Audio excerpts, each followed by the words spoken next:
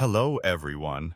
Tonight, we are walking through a jungle that hums like a broken light bulb, stinks like a forgotten swamp cooler, and buzzes with creatures that don't understand the concept of personal space.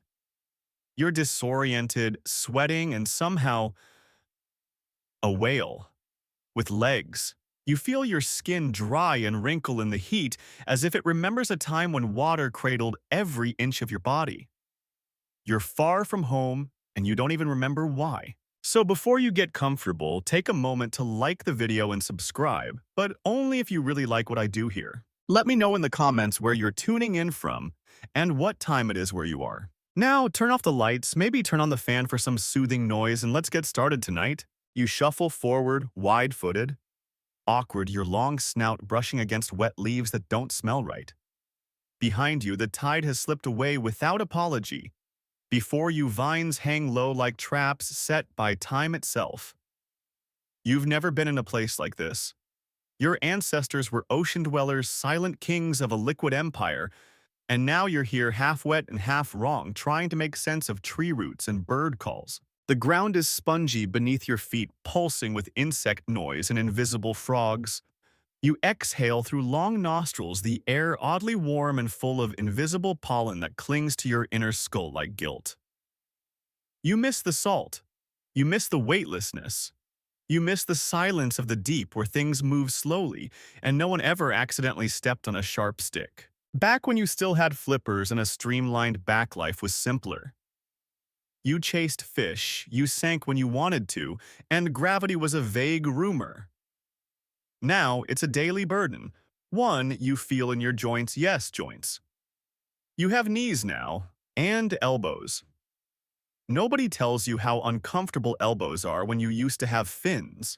Historians still debate whether early whales like Pakicetus first ventured onto land for food escape or just sheer prehistoric curiosity. But one thing's clear, you're not equipped for this. Your body is like an argument between two ecosystems. Your feet don't want to hold your weight. Your tail doesn't know whether to slap the ground or help you balance. And don't even get started on your ears. They're built for underwater echoes, not whatever this chorus of parrot-throated insects is trying to sing. Your head swivels left. A movement in the ferns. Something small with too many toes darts away. You're not sure if it was a lizard or a failed experiment. Either way, it looked at you with the same expression you're feeling. What are you doing here? There's a distant crash, trees groaning. Possibly something large knocking over something else large. You pause. You're not the biggest creature here, and that is deeply unsettling. In the ocean, you knew your place. But here, every shadow could be a predator or worse, something that thinks you're the predator and decides to prove otherwise. A bug the size of a coaster lands on your face. You scream, or at least make a wet, awkward noise, and whip your head violently to the side. The bug flies off unimpressed. You feel a streak of cold sweat, or is it leftover seawater dribble down your cheek? Up ahead, the jungle breaks slightly. There's a slope, and beyond it, the flicker of sunlight glancing off water. Hope stirs.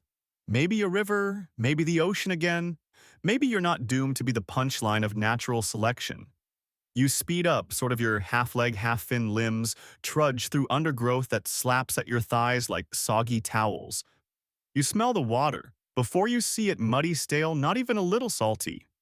Your tail droops.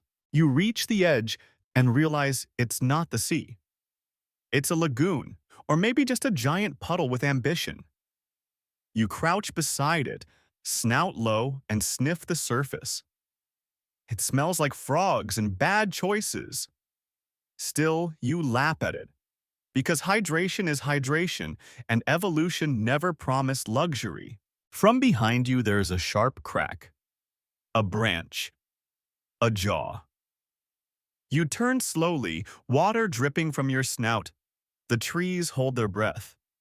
The jungle doesn't move, but something is watching. You know it. Something clever. Maybe it's just another early mammal struggling like you. Or maybe it's something that never left the forest in the first place. Something that likes the mud and the roots and the heat. something that never had to trade its gills for lungs. The weirdest part of all this, you chose to come here. Or something in you did. Scientists still argue whether your kind left the sea voluntarily or were pushed out by climate shifts and competition. But it doesn't matter now. You're here. You've arrived.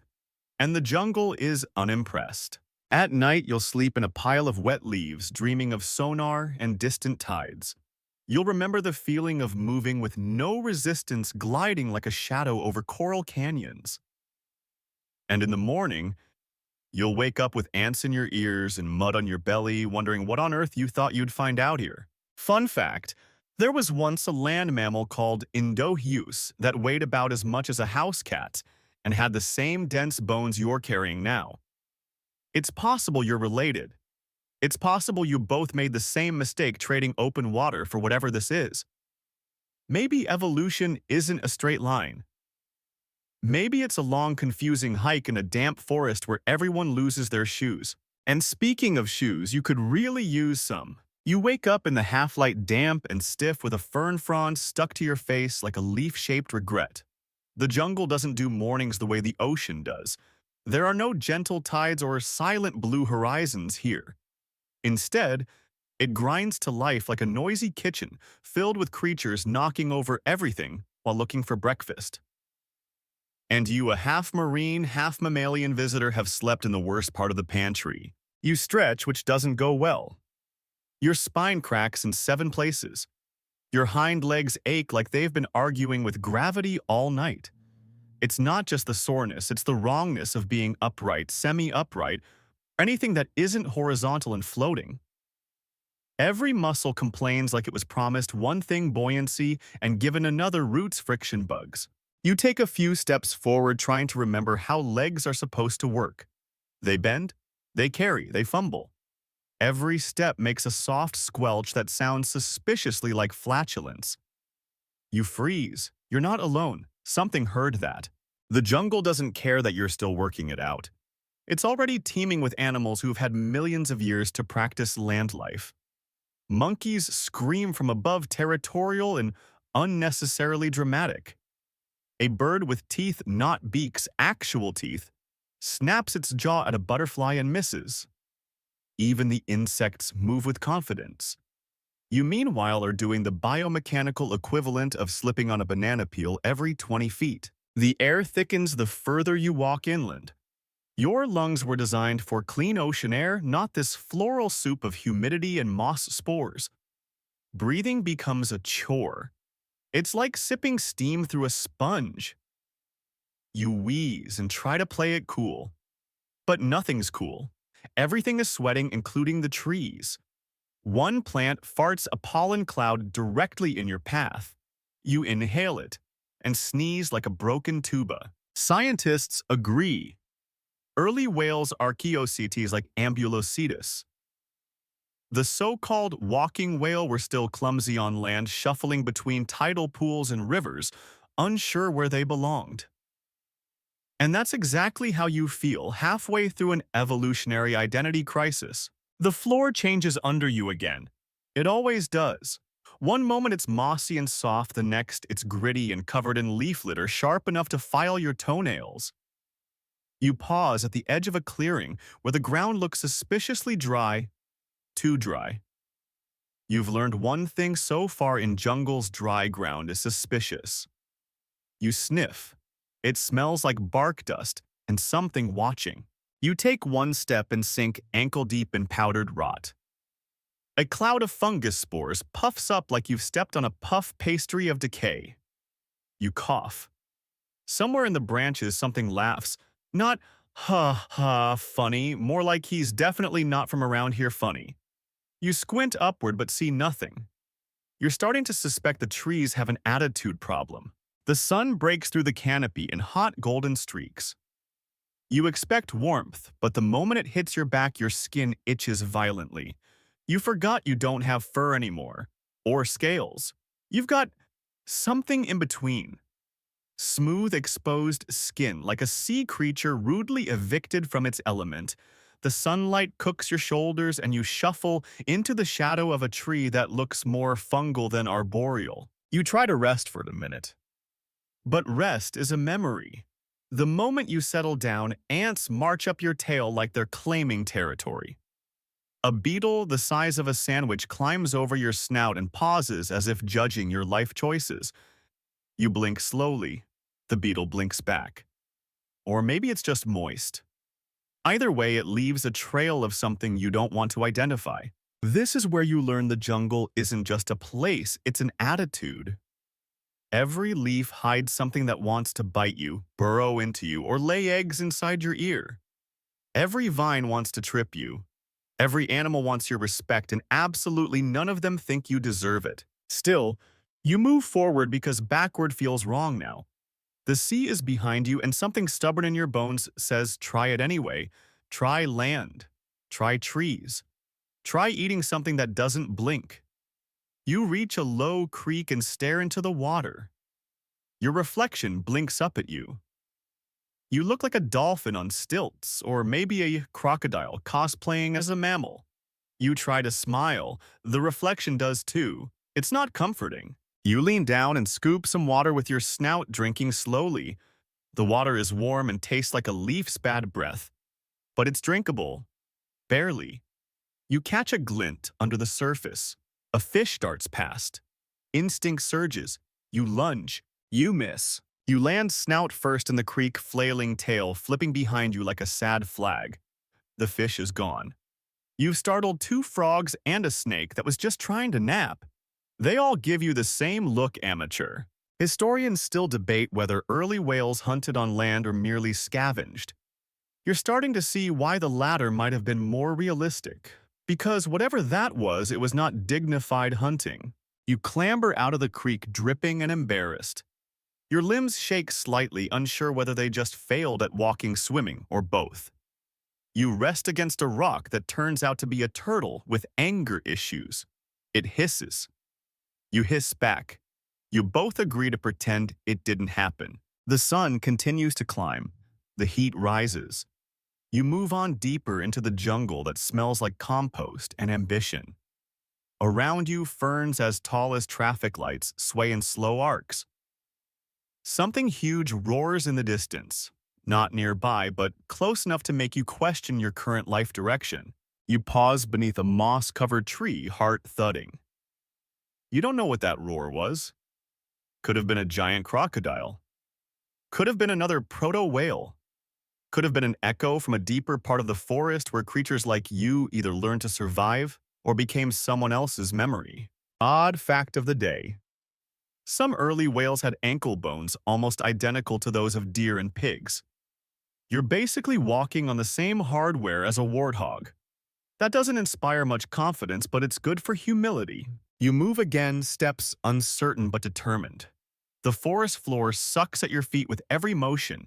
It wants you to slow down. It wants you to lie down and let moss win. But you don't, because something in you still remembers movement, clean, perfect, effortless movement through water. And even though the world is sticky and wild now, you can't help but believe that somewhere ahead there is a place where you belong. Even if it doesn't look like anything you've ever known, you're panting now. Not the kind of dignified breathing your ancestors did, underwater measured, controlled, echolocated. No, this is full-chested, open-mouthed, jungle-strangled panting. You try to keep it quiet, but the jungle doesn't make quiet easy. The air is thick enough to chew, and you suspect if you bit into a chunk of it, it'd taste like mildew and mangoes. The trees close in tighter. Vines drape from branches like the world's least helpful handrails. You duck under one, catch another with your snout, and nearly trip over a root that seems to rise out of the ground just to insult you. Everything here is tangled space-time direction, and you're still getting used to the whole breathing on land thing. Turns out your lungs were not designed for long hikes through prehistoric jungles. They were meant for bursts of oxygen stolen between dives. Now they work overtime, pulling in this strange, earthy air, full of spores and invisible pollen. You take a breath and it feels like you've just inhaled a warm sponge. You cough. You wheeze. You mutter something like, I miss the ocean, though it comes out as a low grunt with a hint of whale song sadness. You're not alone in your struggle. Around you, the forest is full of other animals, also wheezing, grunting, and sweating through the morning heat. A pig-like thing stomps past, utterly unbothered by the mud. A flock of ground birds kick up a storm of leaves, then vanish into the undergrowth like nervous gossipers. You meanwhile trip on a rock and faceplant into a moss patch that smells like ancient broccoli. Scientists believe that early whales like Rod Hositis were semi-aquatic at best, using their limbs to paddle awkwardly in shallow waters and slog over land when necessary. You feel a kinship with Rhodophotis, a creature built for the in-between. Neither graceful swimmer anymore, nor confident walker. A permanent limbo with fins. Somewhere up ahead, the trees thin. You push forward, muscles aching, ribs expanding with every damp breath.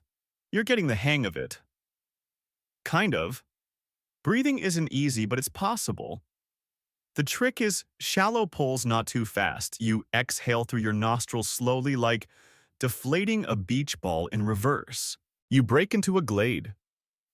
Sunlight streaks down through the canopy, hitting the ground in slanted columns like someone turned on a golden jail cell. The light's warm, but your skin isn't built to bask in it. You shuffle to the shade and flop down belly-first, limbs sprawled like dropped laundry.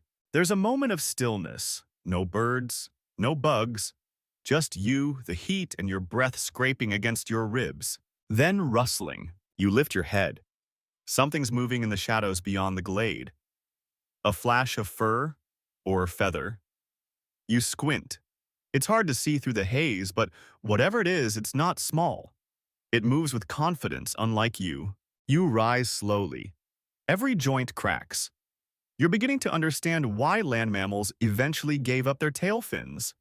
They're great in water, but out here, they catch on every bush, knock over every low-hanging vine, and make sleeping feel like yoga. The creature steps into view. It's vaguely feline, but with too many toes and ears like knife points. It sees you. You see it. A long moment of tension builds. Then it turns and slips back into the foliage like a bad idea changing its mind. Okay, you mutter to no one. That's fine. Everything's fine. You turn away and try to breathe again. Inhale. Pause. Exhale. You repeat it until your heart slows down. Breathing on land is like babysitting your own lungs. Constant supervision. No room for error. Odd fact of the day. Some amphibious creatures today, like mud skippers, breathe through their skin and cheeks. That's efficient. Disgusting, but efficient. You don't have that luxury. You've got lungs now, big ones. Too big for this hot, sticky air that refuses to behave like oxygen. You start walking again, deeper into the trees. The canopy returns, darkening the path. With each step, you wonder how far you've come and how far you still have to go. You miss the rhythm of water, the weightless pull of tides. This new rhythm, the thump, squelch, wheeze, feels like a bad remix of your past. Historians still debate whether the movement of early whales inland was driven by pressure from predators or pursuit of new prey. But here, breathing alone feels like enough of a challenge. Maybe the jungle is just an elaborate test, a hostile interview for the job of land mammal, and you're sweating through it. You stumble into a tangle of plants that smell like licorice and wet socks. A thick fog hangs low, hugging the floor like a fog machine on a budget. You take another breath. It's too warm, too moist. You gag, then sigh. Somewhere deep in your brainstem, your ocean instincts sob gently. Still, there's progress. Your lungs hurt less. Your steps are steadier. Your mouth feels less dry. You even notice the bugs less, partly because they've stopped biting you and started simply riding you like small parasitic hitchhikers. You pause near a tree with bark like cracked pottery. Its roots twist across the path like veins. There's a moment of peace. You look up. Light filters through the leaves in green, broken shards. For just a second, you feel okay. Then something screams, not far off. It's not a bird. It's not a monkey. It's something low and long and angry. You don't know what it is, but it's close. You freeze. The scream comes again closer this time. You take a breath steady deep, and you run. Well, you attempt to run. It's more of a fast lurch, a shuffle hop. You crash through leaves and vines, your breath rasping like wind through reeds. Whatever screamed is now behind you, moving fast, snapping twigs and squishing mud with purpose. You dive under a fallen log, flatten yourself against the forest floor. Your chest heaves. Your breath stutters. You squeeze your eyes shut. The jungle holds its breath with you. The noise passes, slowly, quietly. Whatever it was, it doesn't find you. Eventually, you breathe again. Ragged, slow, victorious. Your lungs may not love the air here, but for now they're doing enough, and you're still moving. Even if the jungle has no idea what to make of you, the log you're hiding under smells like old mushrooms and something wetter than rot. You stay there longer than necessary, heart-hammering breath dragging in uneven bursts. Whatever that thing was, long-bodied, loud-lunged, and definitely not vegan, it's gone. Or maybe it's just smarter than you and waiting until you move again. The jungle has a way of keeping you unsure. Every noise could be weather or something hungry. Every silence could be mercy or a setup. You peer out from under the log, slow as sap. Nothing. Just branches twitching in a breeze that doesn't reach the floor. You crawl forward on your elbows, which are not built for crawling. You move like a seal trying to solve a maze while wearing oven mitts. Your tail drags behind you, thwapping the earth softly. You flinch at every sound it makes. Everything feels too loud in here. Your breaths, your steps, your thoughts. And then you hear it again. The whisper of something moving through the mist. Not the crashing sort of movement. This is deliberate. Calculated. You freeze. Your skin prickles like it remembers being prey. The forest darkens suddenly like a cloud slid over the sun. Or maybe something larger than a cloud just moved between the trees. You squint into the haze. Shapes blur, branch lines bend. There's no predator in sight, but that just means it's good at its job. Historians still debate whether early predators like Andrewsarchus roamed these environments or whether the threat came from crocodilians and massive land mammals. Either way, early whales were not high on the jungle food chain. You are the new kid here.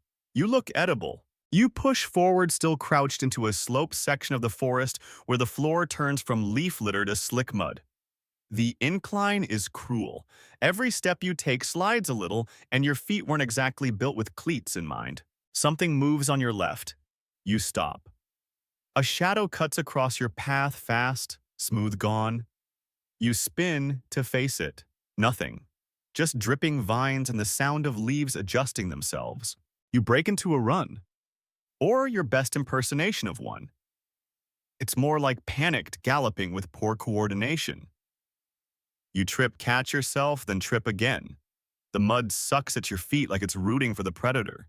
A fallen tree blocks your path. You leap it. Bad idea. Your tail hits the trunk midair, sending you into a spiraling faceplant that ends in a pool of water the color of regret. You don't even get a moment to feel sorry for yourself. Behind you, the branches snap. Something heavy lands, and then the chase begins properly. You don't look back. You can hear it. Breathing, stalking, not rushing but gaining. You half run, half swim through a flooded section of the forest reeds, slashing your belly, frogs leaping in protest. The mud is deeper here. You sink past your knees, struggle to pull free. You make a sound, a mix between a gasp and a shriek that sounds eerily like a bagpipe filled with soup. That's when the jungle tilts, or maybe your brain does. You find yourself sliding down a hidden slope mud, turning into slick algae-coated rock. You tumble tail over snout, crashing into a stream that rushes around your body like it's glad to have you. Water. You're in it again, Wilson. Not the ocean, but water nonetheless. Your lungs settle. Your limbs stop twitching. Instinct takes over. You paddle, badly but effectively. You slip through reeds and submerged logs, letting the current carry you away from the threat behind you. The predator doesn't follow. Maybe it can't swim. Maybe it doesn't want to. Or maybe it thinks you'll come back because the jungle always pulls things back. You rest your chin on a wet rock as the stream slows. Around you, the trees hiss and creak. You're safe, for now. Odd fact. Some early whales may have had webbed feet, not flippers, perfect for paddling through just this kind of water. You wiggle your own digits. They're a mess, but they float better than they walk. Your breathing calms. You lay half submerged in the shallows, eyes half-lidded, tail curled. You could sleep here. It's quiet, the water is cool, and you don't feel watched anymore. But you won't sleep. Not yet. You remember that chase, how the predator moved silently, how the forest seemed to help it. You remember how every step felt foreign, like wearing someone else's legs. And you know now the jungle tests everything, even your breath, especially your breath. You pull yourself out of the stream and climb a nearby embankment steeper than you'd like, slick with moss. Your lungs protest again. Your muscles shake. But you make it to the top and collapse under a crooked tree shaped like a question mark. You laugh. A small, tired laugh. Like you've finally been let in on the joke. The jungle doesn't hate you. It just doesn't care. It doesn't care that your ancestors ruled the oceans, that you once cut through waves with grace and confidence, that your bones remember swimming better than walking. It only cares if you can keep going. And you can. You will. Because the chase never really ends in places like this, it just changes shape. One day it's a predator. Another day it's heat stroke. Tomorrow it might be hunger or insects or a lack of drinkable water. But for now you've passed a test. You're still here, breathing. You wake up in the shade, covered in leaves that stuck to your back like clumsy camouflage. For a moment, you're not sure where you are. The stillness fools you. There's no roar, no cracking branches, no hissing wind through palm fronds. Just the slow drip of moisture off ferns and the high-pitched drone of something that wants your blood. Or your dignity. Or both. You blink. Your tail twitches involuntarily. A beetle the size of a cracker scuttles off your flank, annoyed that you moved. You groan, try to stretch, and immediately regret it. Every joint is stiff. Your legs feel like someone else's again. The ache is so familiar now, it's almost nostalgic. You sit up slowly. The jungle has changed overnight. It's hotter, denser, and somehow closer. The plants lean toward you like nosy neighbors. The air hums, the trees drip. Something with too many eyes watches from a branch above but doesn't blink. You pretend not to notice. It's better that way. You're hungry. Not maybe I'll snack hungry, prehistoric, belly hollow, bone-deep hungry. You haven't eaten since that sad sip of creek water and failed fish ambush. Your stomach growls with the volume of a vintage motorcycle. Birds scatter. Somewhere nearby, something grunts back, possibly in reply, possibly in agreement.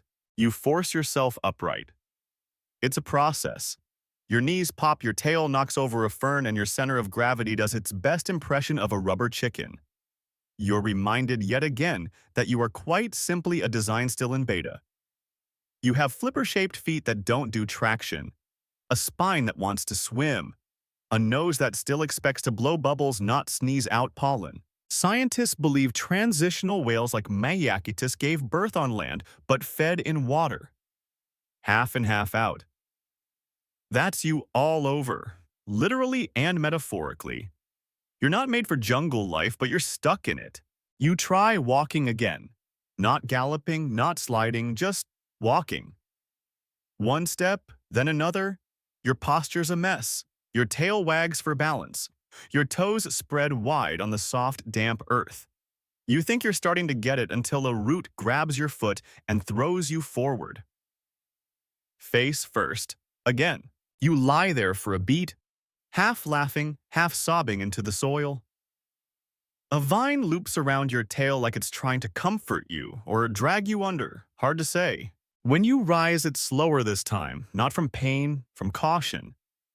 You're beginning to realize this jungle is a labyrinth designed by someone with a grudge against vertebrates. As you move forward, something odd catches your attention. A movement. No, a rhythm. You pause, ears twitching. It's a sound you haven't heard before. Not the creaking of trees or the calls of birds, but something soft, deliberate. Footsteps. You hide behind a tree. You think it's a tree. It might be a giant mushroom with commitment issues. Either way, it hides you just enough. Then you see it. Another creature like you, but not quite. It's longer, sleeker, tail straighter.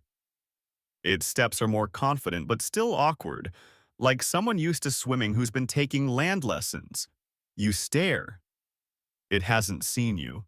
It's walking along a stream bed, stopping now and then to sniff at stones or paw at roots.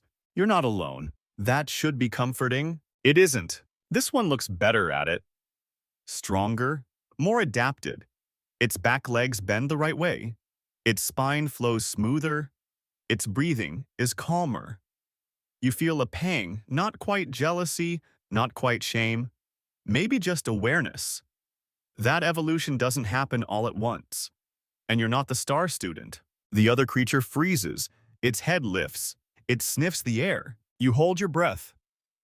You think about disappearing, but your body refuses to vanish politely. It doesn't run. It doesn't charge. It just turns and vanishes behind a boulder as if it were never there at all. You exhale, loudly, then chuckle. That's fair, you mumble to the nearest bush. Odd fact. Sea lions can walk on land by rotating their hind flippers under their body. You try something similar.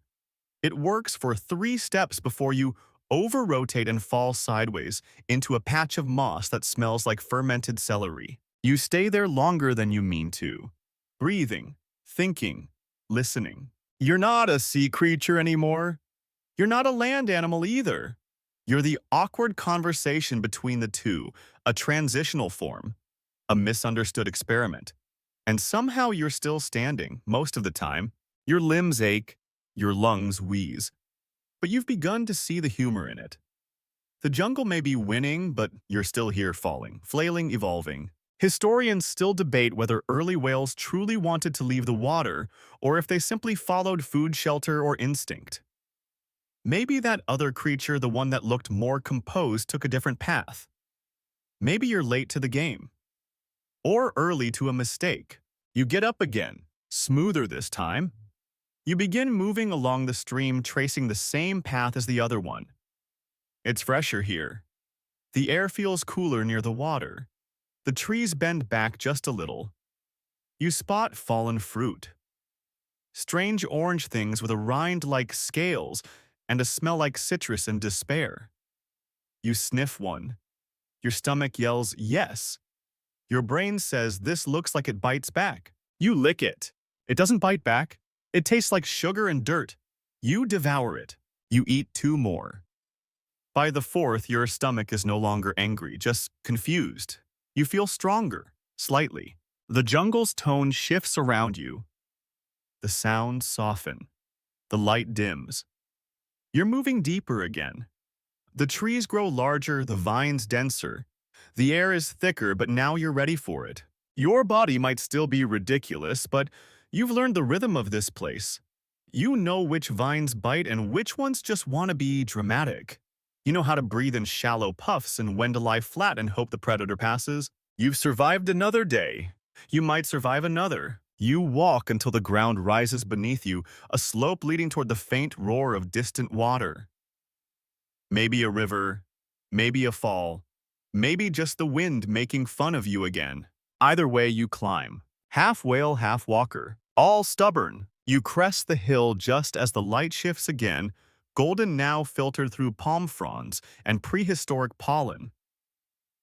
Below, the forest parts like it forgot it was supposed to be thick, revealing a slow-moving river so wide it seems to sigh as it flows.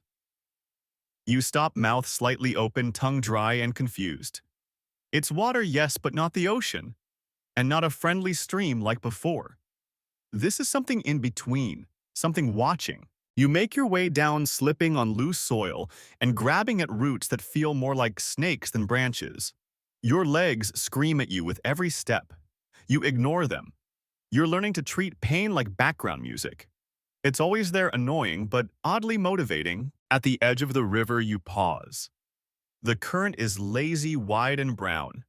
Patches of floating vegetation swirl around slow eddies. It smells better than the air cooler, clearer, like something that remembers the sea. You step in cautiously. Immediately your body sighs. The weightlessness creeps back. Your limbs stop twitching. Your tail relaxes. Your whole skeleton, which up until now felt like it had been repurposed for a bad joke, suddenly makes sense again. You float a little, then begin paddling downstream with short, nervous strokes. It feels right. Not perfect. This isn't saltwater after all, but familiar. The river cradles you with indifferent grace. You smile, or the whale equivalent of smiling, which mostly involves not grimacing. Then the water changes. There's movement beneath it, something large. You pause mid-stroke. The plants part downstream, something dark cuts through them. A hump. Then nothing. You freeze. Historians still debate whether large crocodilians competed with early whales in these murky inland waterways. But if your current situation is any indication, the answer is, oh, absolutely yes. You paddle backward, slowly, deliberately. The surface ripples again, this time closer. You realize suddenly that your tail is the most visible part of your body in the water. You try to tuck it under. It does not cooperate. The current shifts again. Something brushes your flank, cold, hard, intentional. You yelp and lunge for the opposite bank, legs flailing, tail slapping the surface like a fire alarm. You half climb, half launch yourself onto a muddy slope, dragging your sea-soaked body onto land just as a massive snout breaks the water behind you. It's ancient, knotted, covered in algae and scars. The kind of creature that doesn't need to move fast because it's never missed a meal. Its eyes are yellow, its teeth are terrible. It doesn't chase you. It just watches. Because it knows you'll come back. The mud beneath you is slippery, warm, and smells like panic. You flop a few feet farther, then collapse beneath a fallen log, heart galloping. The jungle greets your return with a lazy breeze and a fresh coat of insect attention. Your gills, no lungs, struggle to catch up. You lie there dripping and shaking, a whale beast shivering on the banks of a river that almost forgot what you were. And you realize something grimly hilarious. That crocodile remembers the sea better than you do. It never left. Not really. It just waited for the sea to come to it. Meanwhile, you wandered into ferns and fungi and forgot how your own body worked. It's still got the confidence of a shark wrapped in armor. You've got the coordination of a wet sofa. Odd fact. Crocodilians are older than dinosaurs. Some species alive today are nearly identical to those from over 200 million years ago. They're nature's version of, if it ain't broke, don't fix it. You, however, are a work in constant revision. You try to rise, mud clinging to your underbelly like shame. Your limbs slide out from under you, but you recover slower now, more careful. You glance back. The crocodile is gone. Or submerged. Same thing, really. You limp into the forest again. Back to ferns, back to buzzing, back to the confusion of branches that seem to grow into your path just to mock your depth perception. Breathing feels like work again. Your lungs, spoiled by the brief swim, now choke on hot air and leaf vapor. Still, there's something different about you now. You felt the water again, even if it tried to kill you. You pause by a tree that leans sideways like it gave up.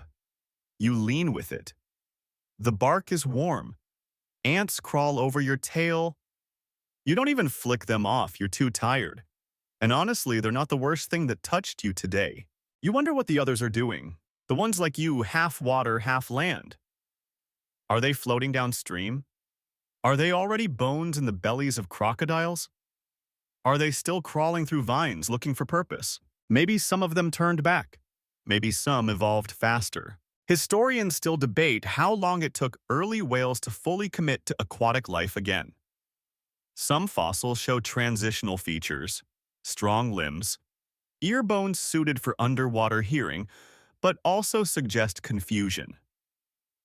Hesitation, a phase where nature couldn't decide if you were a swimmer or a stroller. You're living that confusion in real time. You start moving again. Your legs tired. You're breathing slower now. You stop worrying about sounding like a steam engine. Everyone in this forest breathes like that. It's a design flaw, not a personal failure. Ahead, the forest brightens again. Not sunlight this time, water light. A large pond opens in the middle of the trees, surrounded by low shrubs and tall reeds. You approach cautiously. It looks calm, too calm, but you're too thirsty to care. You kneel at the edge and drink slowly, ears twitching. The water tastes like rust and leaves, but it doesn't bite. That's a win. You hear a splash. You look up. Across the pond, another shape, like you, but smaller, younger. It watches you from the reeds, silent and still. You meet its eyes for a moment. Then it turns and slips back into the trees. And you smile again. Not because you're safe, but because you're not the only ridiculous creature trying to survive this joke of an ecosystem. Night in the jungle arrives sideways. There's no dramatic sunset, no golden finale. Just a slow smothering of the light, like someone dimmed the planet with a wet cloth. The sky turns purple, then blue, then black. The air thickens. The temperature doesn't drop, it just stops pretending to be bearable. You're still by the pond, curled awkwardly against a tree root that pokes you in places you didn't know had nerves. Your eyes adjust slowly. Your breathing finally settled into a rhythm that sounds only moderately like a clogged bellows. For the first time today, you're not moving. And for the first time since you left the ocean, you're not entirely panicking. That's when the laughing starts. Soft at first. Somewhere in the canopy, then closer. Something hoots, then chuckles. A low, wheezing heh heh heh heh heh that sounds like an asthmatic parrot mocking you from the shadows. You squint upward. Don't you start, you mumble half out loud, half to yourself. The laughter fades, but only to let something else start. A series of clicks, then a screech, then a sound that can only be described as someone trying to fold aluminum in half using their throat. All of it too close for comfort. You shift slightly, adjusting your weight off the root. You've picked the worst possible place to sleep. There's a slope, it's damp, and something under your left elbow feels like a lizard that refused to move. You mutter an apology. It doesn't respond. You try to relax. Close your eyes. Let sleep creep in. Then something giggles again. Closer this time. You sit up. The jungle night isn't quiet. It's a concert of things you can't see playing instruments you don't understand. Something stomps far off. Something else purrs like an engine in tall grass. The trees creak above you like tired bones. Fun fact: some frogs in prehistoric rainforests could grow to the size of dinner plates and had bite forces strong enough to eat small dinosaurs. That might be the most relaxing thing you hear tonight. You try to lie back again, this time turning your tail to the side. The tree root pokes your ribs now instead of your stomach. Small victory. Something rustles behind you. You freeze. Not loudly, not breaking branches rustle, but deliberate. Something moving through low grass. You hold your breath, you count to 5, then 10. Then wonder why you chose 5 as a start. You let the air out slowly. Historians still debate whether early whales could vocalize on land or only underwater. You right now make a sound that can only be classified as silent internal screaming. A few minutes pass. Whatever it was, it's gone. Or watching. Either way, you're still here. You realize slowly that you are not the only animal in this jungle trying to sleep. Around you, everything is either hiding or hunting. The birds went quiet hours ago. But other things, things with lower centers of gravity and more teeth, have taken their place. You hear feet in the underbrush, not hooves, not paws. Something soft and wet. You debate getting moving, finding a better spot. But honestly, you're too tired. Your legs ache from all the flailing. Your lungs still sting from running earlier. And your tail. Your tail has given up entirely. It's decided to become luggage. So you stay put, and the jungle keeps laughing. You look up at the canopy. Stars peek through the gaps in the leaves. They shimmer, faintly blurred by humidity and ancient air. For a moment you imagine floating again, deep underwater. Everything quiet. No birds, no bugs, no predators with mysterious footsteps. Just currents, salt, echoes. You blink the image away. You're here now. Not in a dream, not in the ocean, in a forest that smells like rot and ambition, sharing the floor with insects that have never heard of boundaries and plants that release pollen just despite your sinuses. Still, despite the terror and discomfort you're adapting. You notice patterns now. The rustles follow a rhythm. The predators move in arcs, not lines. There's a time when the noise shifts, when the forest transitions from hunting to resting. It hasn't happened yet, but you're learning to listen for it. Something brushes your leg. You bolt upright. It's a rodent. Or something rodent adjacent. Big eyes, no fear. It stares at you like you're the new neighbor it's already judging. Then it scurries up a vine and vanishes. You exhale. I hate this place, you whisper to no one, and maybe a little to yourself. Odd fact of the night. There's a kind of jungle fungus that glows faintly in the dark. You spot it now, clustered along a rotting log across the clearing. Tiny greenish pulses like alien fireflies trapped in wood. It's strangely calming. You stare at them a while, and for the first time in what feels like days, your breathing slows. Not because you're scared or exhausted, but because you've accepted something. You're part of this now. The mud, the shadows, the laughing creatures that don't sleep. You're in the joke whether you like it or not, and honestly, the joke's not entirely unfunny. You curl your legs under you, adjust your spine against the tree, and try again to sleep. This time, you find a position that doesn't press anything sharp into your spleen. Progress. You let your eyes drift shut.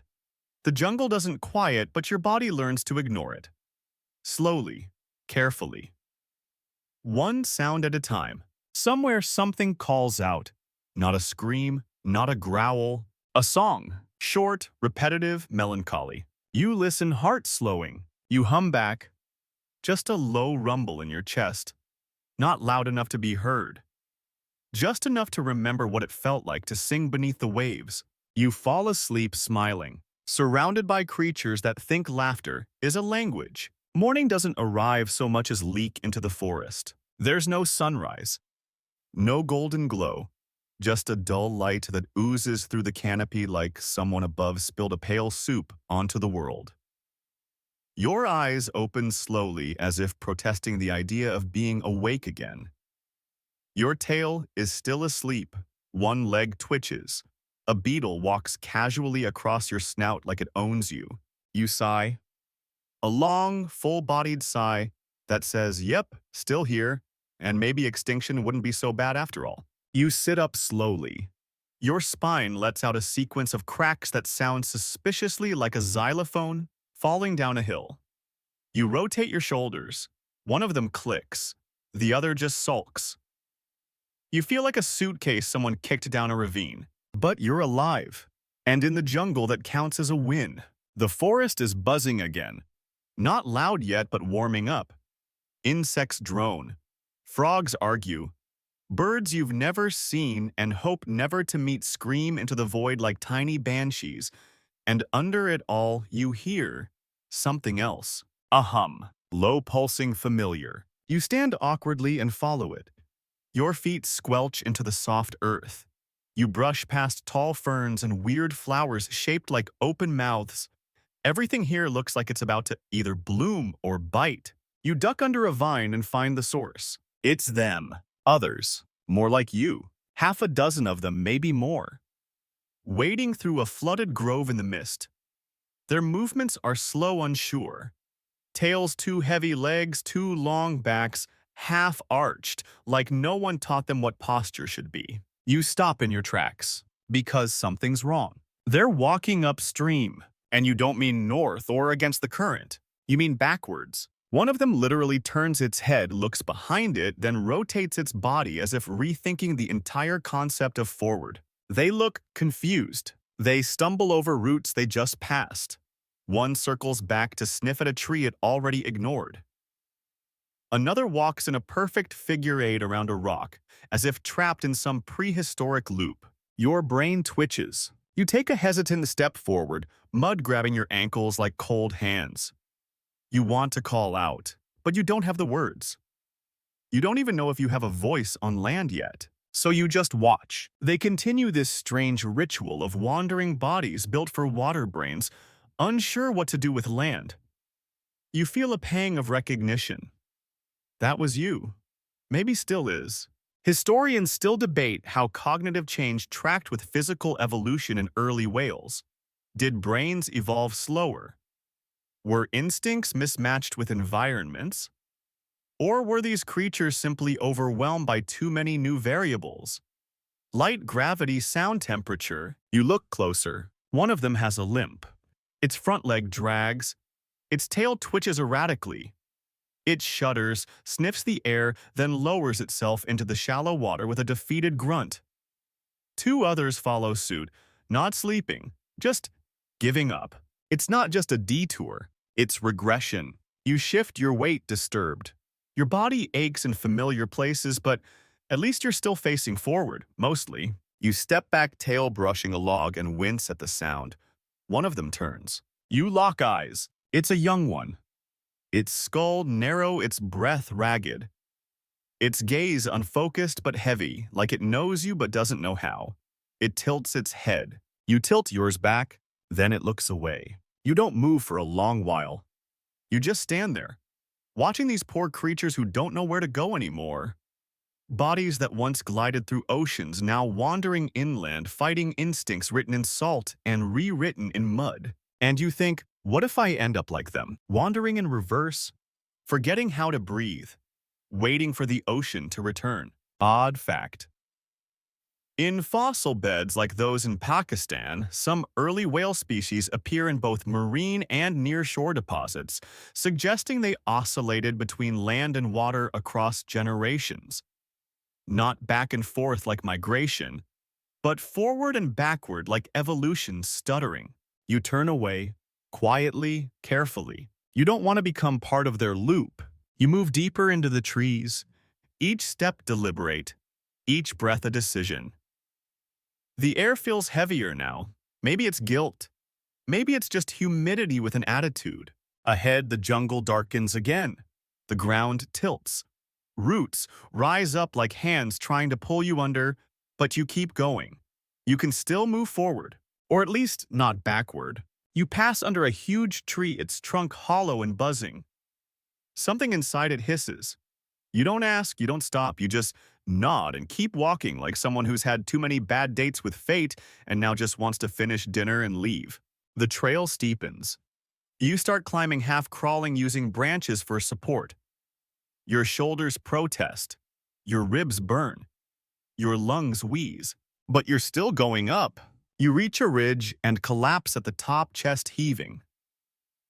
Below, the jungle stretches out in every direction. Mist curls in the canopy. Birds wheel overhead. Somewhere a predator screams. Somewhere else something answers. You lie on your side tail, flicking in the dirt, and stare at the sky. You feel every bone in your back. Backbones.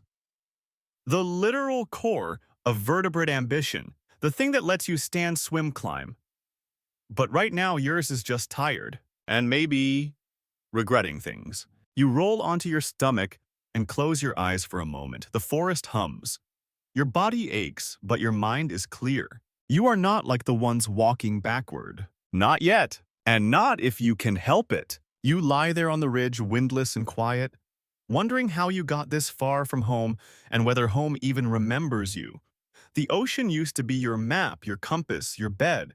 Now the only thing guiding you is a vague sense of not here and an ever-thickening fog of what am I even doing? You sit up slowly, bracing on your elbows. The ache in your back is sharper this morning. Your tail drags behind you like an apology. You squint toward the horizon, hoping to see the shimmer of salt water or at least a cloud that smells like the sea. But it's just more jungle, more green, more confusion. You could scream, but it would only echo. You mutter, "I should have stayed wet." A leaf flutters down and from the canopy lands on your snout and sticks there like it agrees. And that's when it hits you. Maybe the ocean didn't push you out. Maybe it just let you wander off. Like a parent watching a teenager storm off in dramatic rebellion arms full of ambition and zero sunscreen. It didn't stop you. It didn't call you back. It just watched.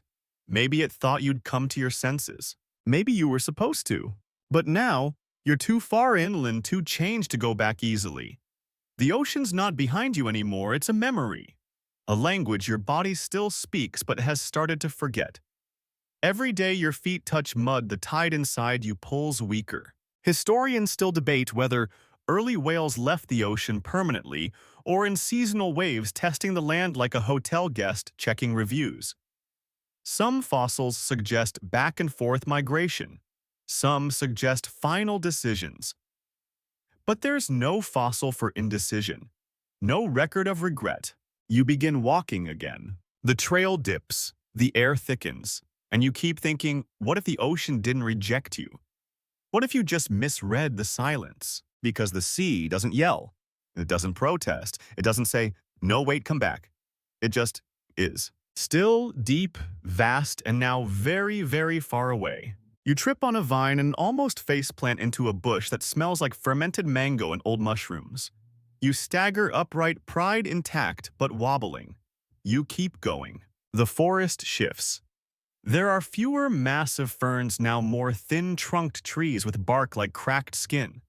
They peel in long ribbons. The air smells different here, less earthy, more metallic, like the ghost of rain that never fell. And then you hear it. The breeze. Not wind, just the possibility of it. Rustling high leaves, moving the world softly like someone whispering a lullaby to the entire jungle. You pause, letting it graze your face. For a second it feels familiar. Not quite ocean wind, but something close. You exhale. Your breath mingles with the breeze. It's enough. And then a sound behind you, sharp, clear. Splash. You spin. Back down the slope, something moves through the water. Not a crocodile, not a predator. It's another one of you. Limbs thicker, tail broader. Its back has a strange hump shape, like evolution gave it an extra drawer it didn't need. It moves more confidently than you. Not graceful, not fast, but purposeful. And it's carrying something in its mouth. Food. A fish. A real, honest-to-goodness, slimy, struggling fish. You blink. It sees you, stops, and drops the fish. The two of you lock eyes. A long silence passes during which several birds scream directly above your head for no good reason. You flinch. The other creature does not. Then it grunts. Loud, chest deep, meaningful. You grunt back. Yours is a bit squeakier. Let's call it enthusiastic. The other one nods, then turns and disappears into the brush. You walk down to where the fish landed. It's dead now, but only recently. You poke it with your foot. Slimy, real. Saltwater flavor lingers on the air like a memory. You eat it. It tastes like home. Odd fact. Some early whales retain the ability to drink salt water while navigating freshwater systems. Specialized glands helped regulate salinity. You're starting to think those glands are working overtime right now. As you chew the flavors, bring back pieces of something lost. Cool currents. Sunbeams slanting through waves. The deep vibrations of whale song echoing through miles of water like ancient prayers. You wipe your snout with a leaf. It sticks. You don't care. And then you laugh. Soft, wheezy, but real. Because now you understand. You didn't leave the ocean to escape it. You left to test the world. To see if you could walk, breathe, hunt, evolve. But part of you always hoped the ocean would follow. It didn't, but it left breadcrumbs. The fish, the breeze, the taste of salt in a jungle that has no business offering either.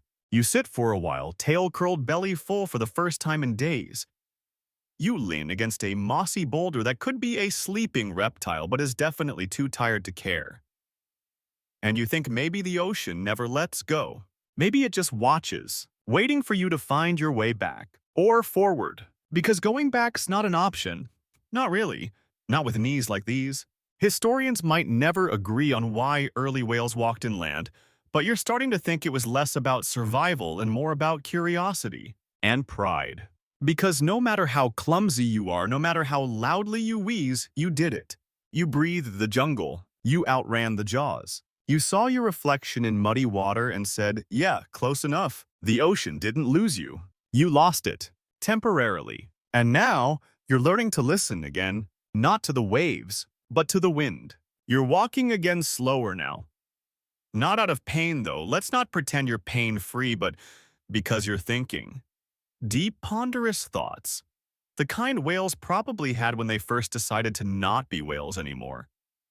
Or maybe they just followed something shiny inland. Hard to say. The forest path curves lazily full of roots pretending to be snakes and snakes pretending to be roots. You're dodging both. Your tail drags a pattern in the mud behind you like ancient calligraphy, unreadable and slightly sarcastic. You're still chewing on the memory of that fish. Not literally, thankfully, but mentally. The taste, the salt, the pure nostalgic slap of, yes, this used to be your whole life, and now you're eating berries that look like fish but aren't. Case in point, you spot a cluster of fruit up ahead. Glossy, wet-looking. The color of fish scales under moonlight, they glisten as if they're mocking your marine memory. You approach cautiously. Your brain says no. Your stomach says please. Your dignity left 2 valleys ago. You take a bite. It's weird. Sweet at first, then peppery, then it hits the back of your tongue like old soap. You blink, you cough. Somewhere nearby, a bird lets out a noise that sounds like it's laughing through its nose. You stare at the fruit. Rude, you whisper, and eat another one anyway. Odd fact. Early whales had a patchwork diet. Fossils of Pachycetus suggest it ate both land and aquatic animals, anything it could catch. Think of it as the prehistoric version of, I'll have one of everything, please. You feel that energy now. You keep walking, chewing whatever doesn't move too fast. A beetle crawls up your leg, you consider it. Decide you're not that hungry. The path narrows. Trees lean in. The forest grows darker, but the ground changes again, soft moss underfoot, cool and quiet. You move with care, nostrils flaring as the air grows richer with the scent of, not death exactly, but something that wants to ferment into it eventually. You pause. There's a noise, low, rhythmic, not threatening, almost musical. You follow it, and then you see it. A grove. Damp. Shadowy. In the center, a shallow pool ringed by mossy rocks and vines shaped like unraveling questions. And in it, a group of early whale things just like you but weirder. They're bathing, or something close, rolling slowly in the water, flicking their tails, rubbing against stones. One's even belly up looking positively smug. Another chews a leaf with the deadpan calm of someone who gave up on expectations long ago. You stare, because they're not just surviving, they're settling. You approach slow, cautious. One of them notices you, tilts its head. You nod. It nods back. You step into the pool. The water's warm, not ocean warm, but welcoming. Your feet sink into the mud. You sit down slowly, chest deep, and exhale. This feels okay. One of them swims by. Their body's longer than yours. Sleeker. Their legs still look like legs, but their toes are shorter. Their tail flicks just a little more confidently, like it remembers more. They drop something next to you. It's a fish. Not alive, but recently dead. You blink. You look up. They're gone already, turned away now, gnawing bark or scratching their back on a boulder shaped suspiciously like a reclining hippo. You stare at the fish. You're not hungry. You eat it anyway. And as you chew, the moon rises, slowly, gently, a silver coin dipped in cloud. You lie back floating, and you think, maybe this is it. Not home, not the future, but something between the two. A pause, a breath, a moment of, hey, this could work. Historians still debate whether the shift back to aquatic life was gradual or a sudden leap. Maybe some never went back. Maybe some never really left. But here you are bobbing gently in jungle water, thinking about fish and fruit and the sheer indignity of evolution. You close your eyes. The jungle buzzes. Something screeches. A frog lands on your chest, regrets it, and leaps off. You smile. This is your life now. You open your eyes. Something glows at the edge of the pool. Fireflies, maybe, or bioluminescent spores. They flicker against the leaves like constellations too shy for the sky. And you think the ocean didn't abandon you. It's just waiting for you to remember. And in the meantime, you've got fruit that tastes like disappointment fish that arrive mysteriously and a body that makes no anatomical sense. But you're not alone. And that makes all the difference. You wake up to the sound of something burping, not the dainty kind. No, this is a full-bodied, wet, unapologetic belch echoing off tree trunks and rippling the pool around you. You sit up startled, disoriented, and once again wet in places you forgot existed. One of your kind, your cousin, your fellow evolutionary mess is standing a few feet away. Jaws, slack tongue lolling, like it's still deciding whether it's part of the mouth or not. You stare at each other for a long, awkward second. Then it snorts, shrugs, and flops back into the water with a splash that soaks your face. You blink, slowly, thoughtfully, and that's when it really hits you. This place. This warm pool in the middle of the jungle. It's not a sanctuary. It's a mud puddle with delusions of grandeur. And you, once a sleek swimmer, a sovereign of the sea, are floating belly up in it, sharing space with animals that think grooming involves licking moss. You sigh and roll over. Your tail catches on something slimy. A vine. A fish. A regret. You don't check. As you crawl out of the water, dripping and mildly offended, you begin to feel it again, that ache in your spine, the tug in your lungs, the not quite rightness of it all. You've adjusted, sure. You've adapted somewhat, but you haven't belonged. Because here's the uncomfortable truth. The jungle doesn't care who you used to be. It doesn't care that you were born from sea legends, that your ancestors swam with megalodons and spoke in sonar, that your body was once an instrument of elegance. Here, you're just another set of footprints in the mud, another warm body for mosquitoes to harass. The vines don't part for you. The trees don't remember you, and the predators. They only care if you're tasty. You trudge up the bank feeling every step like it owes you something. Your feet squish, your knees pop. Your back whispers rude things about your life choices. And then an ambush. Not of claws or fangs, of mud. You step into what looks like firm ground. It isn't. Your foot sinks with a wet slurp. Then the other. Then your tail decides to participate.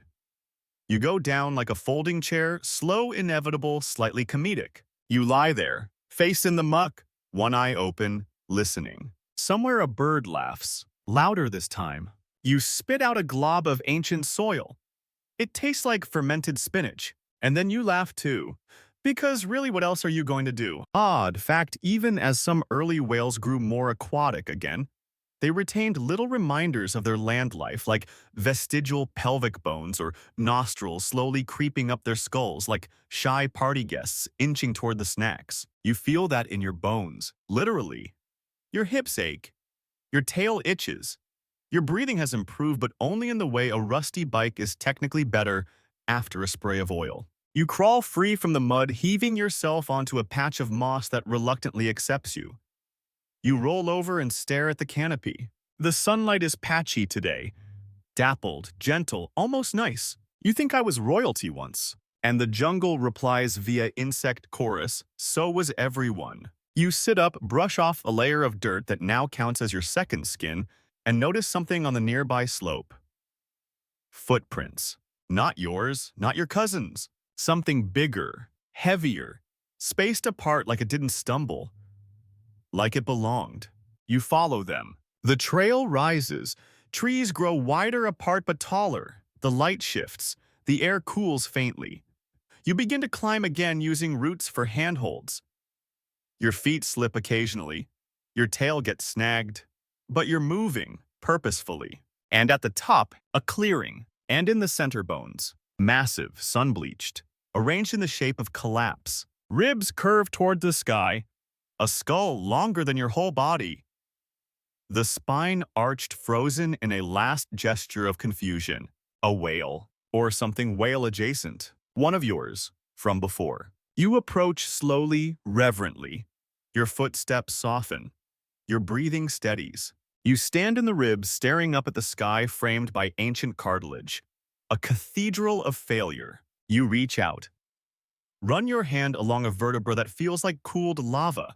This creature came inland, maybe looking for something, maybe following others, maybe simply lost. And it never made it back. You sit down quiet now. Historians still debate how long whales stayed in this limbo half-sea, half-land. The fossil record is messy.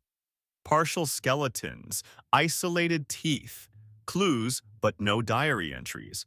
But this is a whole story. You imagine the creature that stood here, like you panting and itchy and wildly confused. You imagine it looking around, seeing nothing familiar and thinking this was a mistake, and then lying down and becoming part of the land, literally. You reach for a stick and poke the ground near the spine.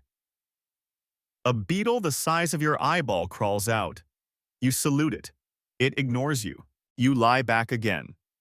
Inside the ribcage, the light above you flickers with wind, and suddenly you feel very, very small, oddly peaceful, but also determined. Because maybe this skeleton is a warning, or maybe it's an invitation to do better, to go farther, to not settle for a puddle when you remember what waves felt like. You sit up again, tail twitching, mud cracking off your legs. You look down at yourself, still ridiculous, still breathing, still moving forward. You smile. The jungle doesn't care, but you do. You leave the bones behind, quietly, slowly, like sneaking out of a sacred place where you never quite belonged. You glance back once, just once, to see those curved ribs like shipwreck wood half buried in leaves. Then the trees fold back in, and it's as if the skeleton was never there at all. The ground here feels different, not softer. Nothing in this place is kind, but older, more layered. You can smell it rot, that's matured leaves that fell before your species had knees. Every step sinks into memory. You trudge forward, alone again, but not the same. Because something shifted. That whale, the one who didn't make it out, left more than a cautionary tale. It left a shape in your mind. A don't stop here echo that keeps nudging you forward even as your tail drags like an anchor. The jungle closes in tighter. You push through hanging vines like curtains in a house that doesn't want guests. Bugs dive into your eyes. You swallow something that might have been airborne protein. You try not to panic. You try not to scream. You mostly succeed. Eventually, you stumble into a new part of the forest. Different this time. It's darker. Not because the canopy is thicker, but because the trees are older. Taller. Their roots twist over the ground like petrified snakes. You walk over them carefully, feeling each one shift slightly beneath your weight. You're not alone. You can feel it. That instinctive primal tingle at the base of your neck. Something is watching, not stalking, not breathing heavily in the bushes, just watching. And for once, it's not hostile. It's the jungle itself. And you realize something strange. You've gone too deep. You've reached the place where the forest wins. The part where animals forget they were ever anything else. Where fish become frogs and frogs forget about the river. Where evolution doesn't just act, it insists. You see movement up ahead. At first, you think it's one of your own. Same shape, same size, same hunched walk. But then it straightens, and you freeze. It's not one of you.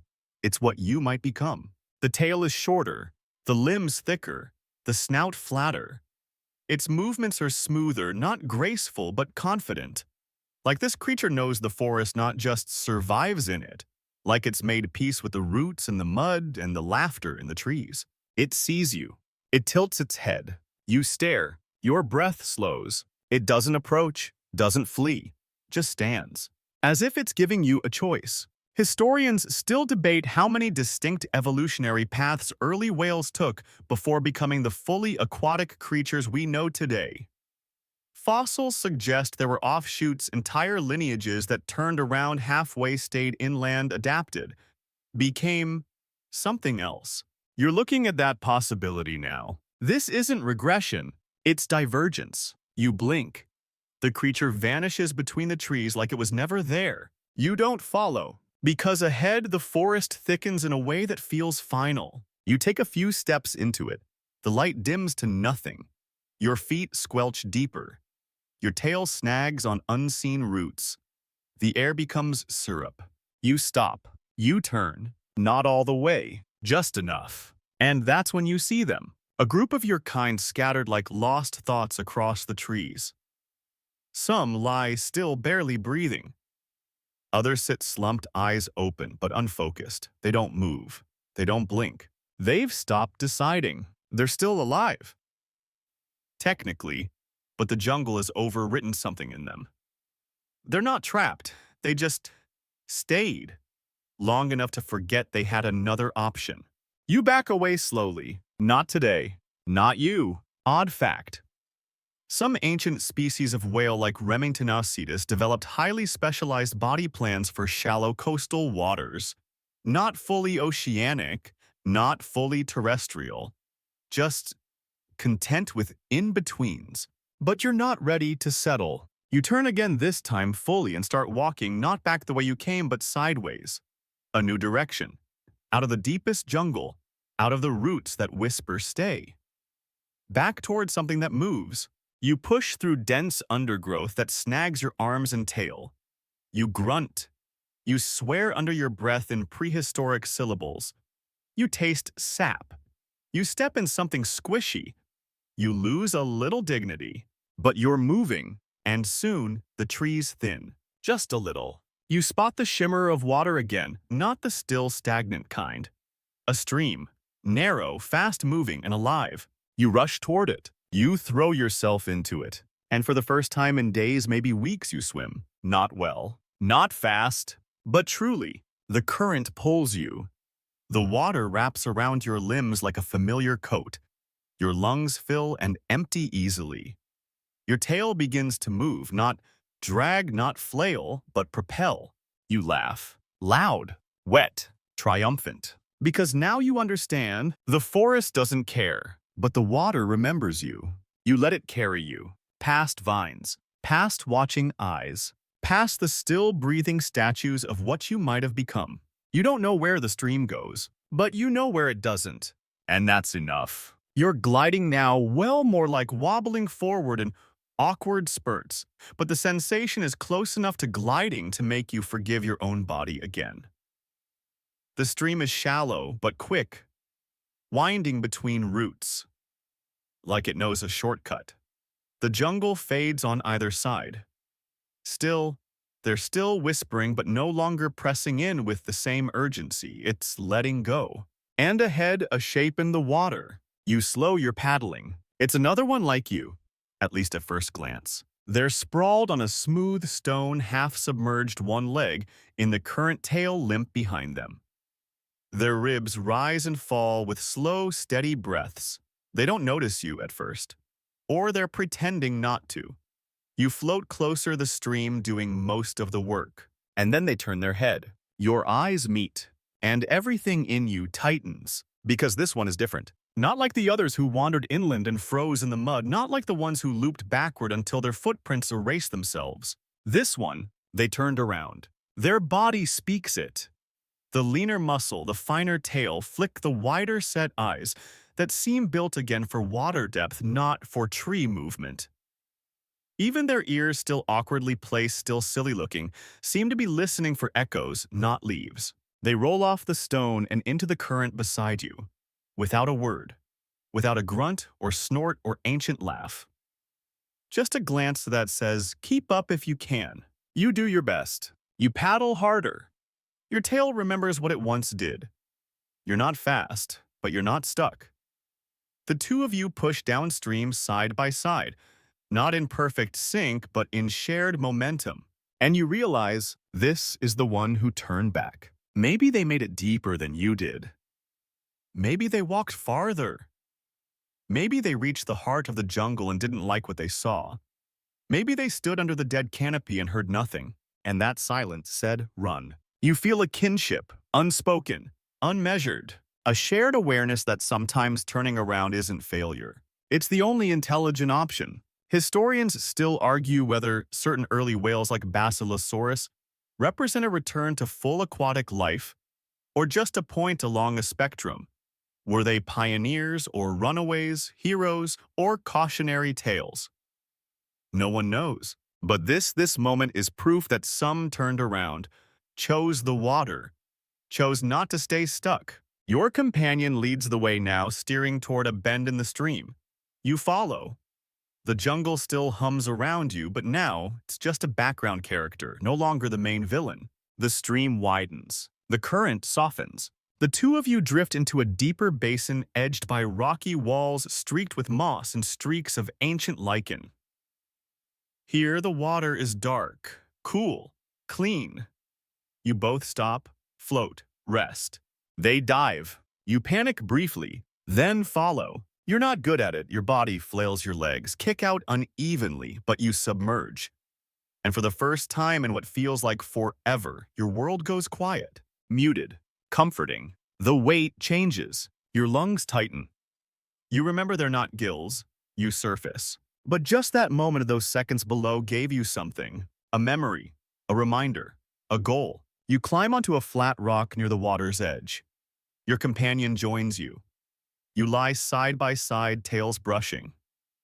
Neither of you speak, but neither of you leave. There's no celebration, just breath, just survival. Odd fact. Even today, whales retain vestigial bones in their bodies, tiny remnants of the legs they once walked on.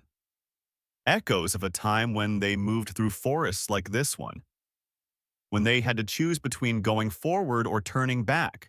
You close your eyes. Sunlight warms your back. A breeze brushes your face. And you think about choices. The choice to leave the sea. The choice to try land. The choice to get lost. And the most powerful one of all, the choice to return. You hear a splash. Your companion is gone again. Swimming ahead, not away, just onward. You rise, shake off moss, slip back into the water, and follow, because the path back isn't the same as the one that brought you here. It's not a rewind. It's not a retreat. It's a decision, a direction, a remembering. You swim harder. The current picks up again. And somewhere up ahead, you feel it. Salt. Not strong, not crisp, but real. On the air, on the breeze. The ocean. Distant. Patient. Still there. And this time, you're going to make it. You lose track of time in the current. That's a good thing. Because time in the jungle had weight. It dragged at your limbs, pulled in your joints, whispered at seconds through bugs and sweat and branches that reached out like questions you couldn't answer. But here in this stream that remembers where it's going, time flows with you. You paddle steadily, not fast. You're no torpedo, more like a half-deflated raft. But every stroke feels earned now. Your limbs still awkward, still unconvincing, have learned rhythm. Your tail, still clumsy, still too heavy for elegance. But it tries. And that's what matters now. The trees thin overhead. The light grows bolder. The air cools. Slightly. Your lungs welcome it like a long-lost song. You breathe deeply without a wheeze. You realize that you're becoming someone, or something, that can belong in this between space. But then you see them, off to the right bank of the stream. A cluster of creatures not like you, or not entirely like you. They look like cousins. Long faces, stubby limbs, bodies built for compromise. But their gait is different, their eyes wider, their tails short, like they didn't wait for evolution to make a decision. Like they said, we'll just go with this. You pause, letting the current drift you behind a low rock. They haven't seen you, and they're doing something strange. They're climbing trees. Badly. flopping onto low branches, scrambling up knotted roots, perching in half-broken crooks like cats who never quite got the memo. One slips and crashes into the underbrush. No one reacts. It just gets up and tries again. You blink. Historians still puzzle over certain fossil finds that seem to belong to semi-aquatic mammals who adapted not just to land, but to elevation. Some scientists believe they evolved into tree dwellers. Some call it absurd. Others say stranger things have happened, like whales walking into forests in the first place. You watch them for a while. They don't hunt. They don't forage. They just climb and sit and look up like they're waiting for something. Rain, stars, permission. You back away. Quietly. You don't belong to them. Not anymore. You almost could have, but you kept moving. And in this world, movement is identity.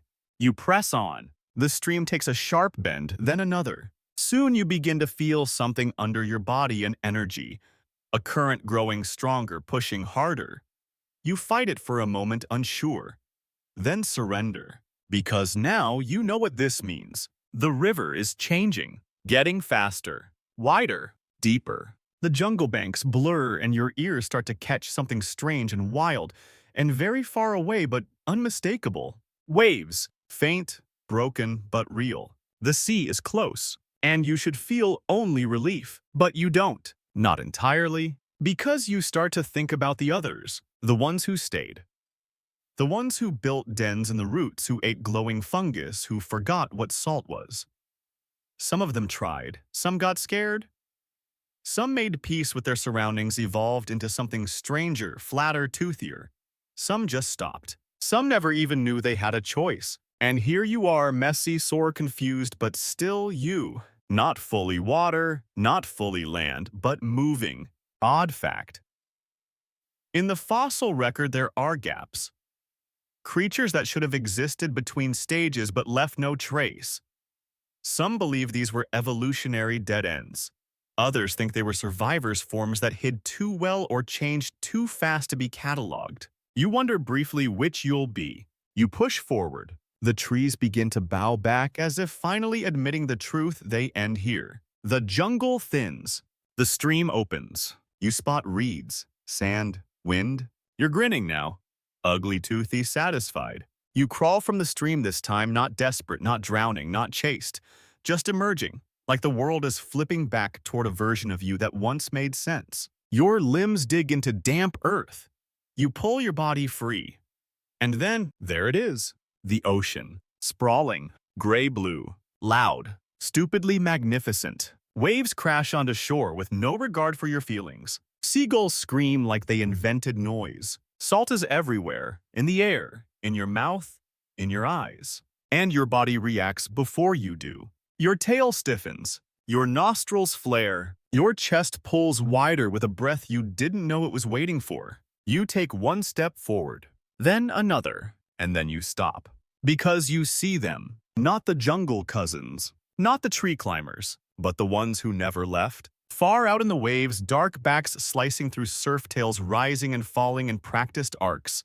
Whales, real whales. Big, glossy, unapologetic ocean dwellers who never forgot who they were. And for a second you hesitate. Because you're not like them anymore. Not entirely. You've seen too much. Climbed too far. Swallowed too many bugs. You carry the forest inside you now, but you step forward anyway. Into the foam. Into the salt. Because some stayed to pretend they belonged. But you're still evolving. The waves touch your feet like a memory. Cool. Pulling.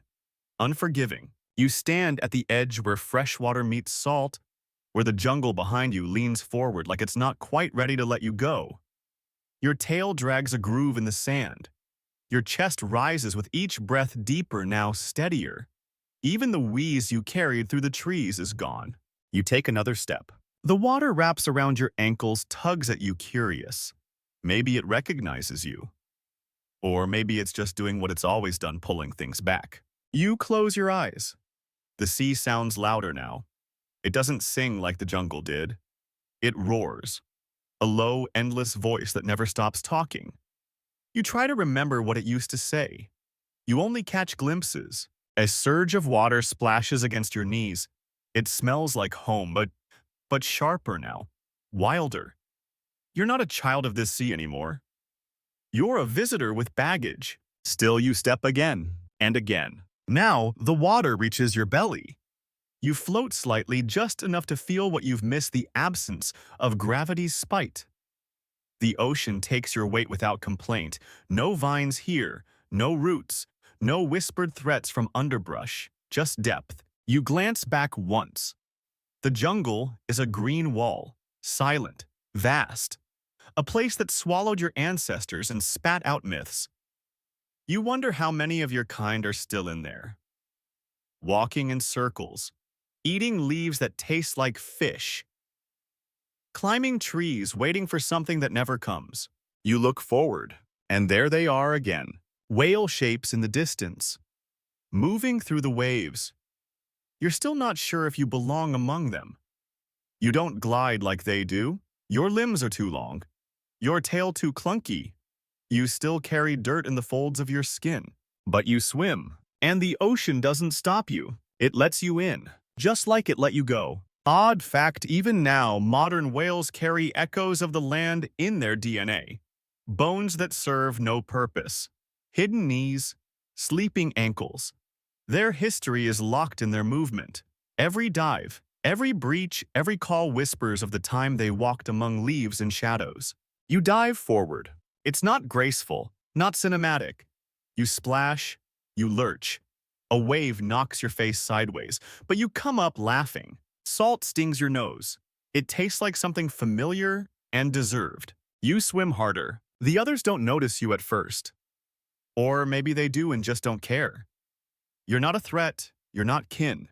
You're just another drifting shape.